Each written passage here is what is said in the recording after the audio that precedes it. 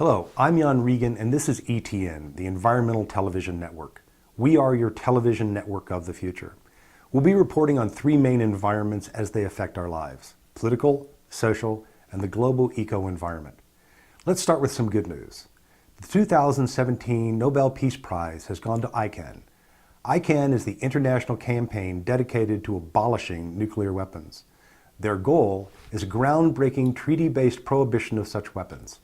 ICAN is a non-governmental organization composed of 100 countries around the globe. They have been a strong force among our world's nations to pledge, prohibit, and eliminate nuclear weapons. Currently, the United States, Russia, China, and a few other countries are not yet on board. So, it is time to call your congressmen and senators to express your feelings. On the environmental front, a massive U.S. government report says the world's climate is warming, and humans are the cause.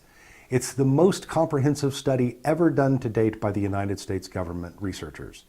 The climate report says that the past 115 years are, quote, the warmest in the history of modern civilization. The global average temperature has increased by 1.8 degrees Fahrenheit over that period. The report says greenhouse gases from industry and agriculture are the biggest culprits. Meanwhile, President Trump and his cabinet still question the fact that climate change is real.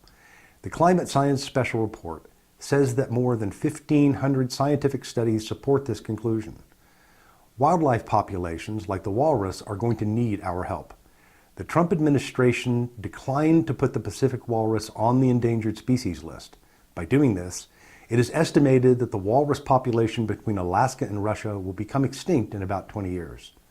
Arctic sea ice is declining due to climate change, and the Trump administration's reckless decision has become a death sentence for this beautiful species.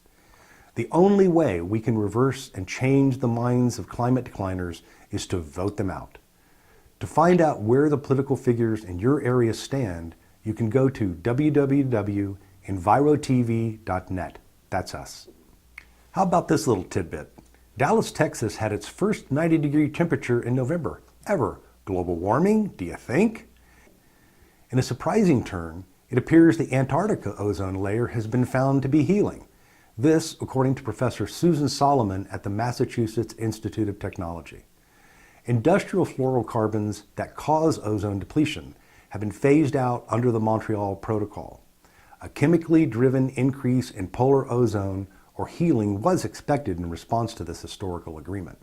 Solomon firmly believes that the steps we are taking are slowly but surely working. This in no way means we're out of the woods, but it does show we have the capacity to make positive and meaningful changes when we act. Here's another alarming tidbit. President Trump's new tax plan will eliminate the $7,500 credit on a new electric car, yet another attack on global warming and the middle class. By supporting the continued burning of fossil fuels, our air and oceans suffer. Studies have found that the oceans of the world are becoming more acidic. The cause? The burning of fossil fuels. This acidification is considered to be an enormous threat to marine life all over the world. These reports also find that the plastic pollutants now found in ocean water affect an organism's ability to defend itself against this increased acidity. So, not only are the world's oceans becoming more acidic, but sea life's ability to defend itself against this threat is also under attack. However, citizens are taking notice and fighting back.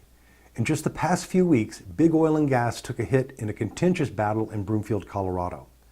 The local residents were concerned about the impact of large-scale industrial oil and gas fracking sites near their homes, schools, and parks. The citizen-initiated ballot measure 301 sought to restrict fracking activity. Despite the energy industry putting $400,000 into a campaign to defeat the measure, an amount that was 40 times the amount spent by citizens promoting the initiative, the citizen-led measure passed by a very large margin. The passage of 301 will no doubt trigger lawsuits from big oil and gas, but hang in there, Broomfield, we're all watching. Please stay tuned to the Environmental Television Network for the latest environmental news. Remember, the Earth is watching, and we hope you are too. Thanks for watching.